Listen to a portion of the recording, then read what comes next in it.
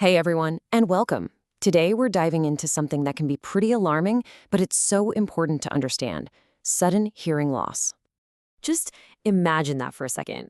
One moment, life is full of sound, and the next, there's just this unexplained silence. It's a really disorienting thought, right? But for some people, this is a terrifying reality. Okay, so what is actually happening in that moment of sudden quiet? Let's break down what this condition really is and get a handle on that initial shock of what just happened to me. Sudden hearing loss, or SHL for short, is pretty much exactly what it sounds like. It's a super fast and honestly a really baffling drop in your ability to hear.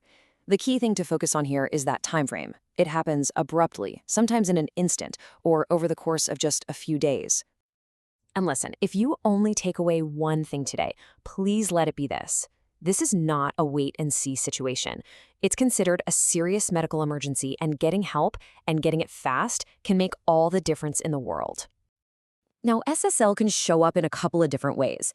If it's unilateral, that just means it affects one ear, which can suddenly make it really hard to tell where sounds are coming from.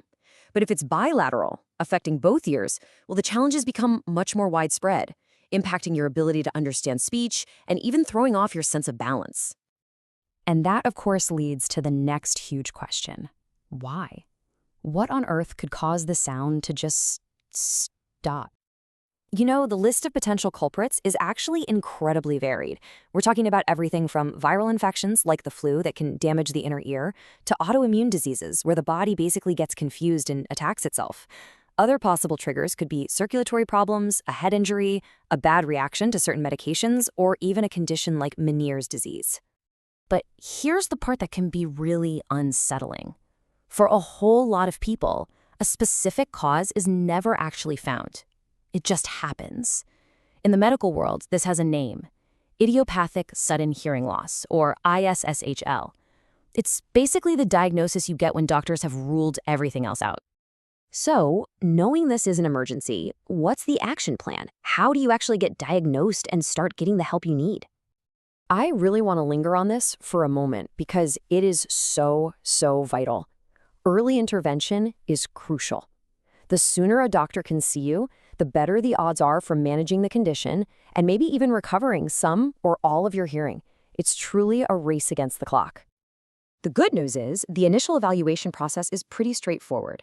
A doctor's going to start with your medical history, do a physical exam, and then run some hearing tests. They're called audiometry, and those just measure the exact degree of hearing loss.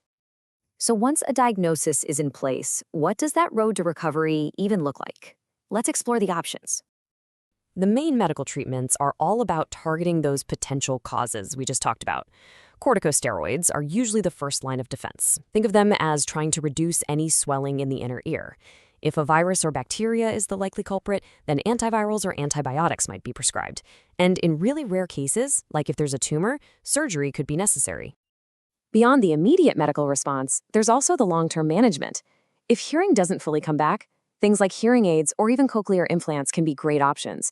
And just as important are the supportive measures: counseling to help you cope with the change, protecting the hearing you do have by avoiding loud noises, and of course, getting regular checkups.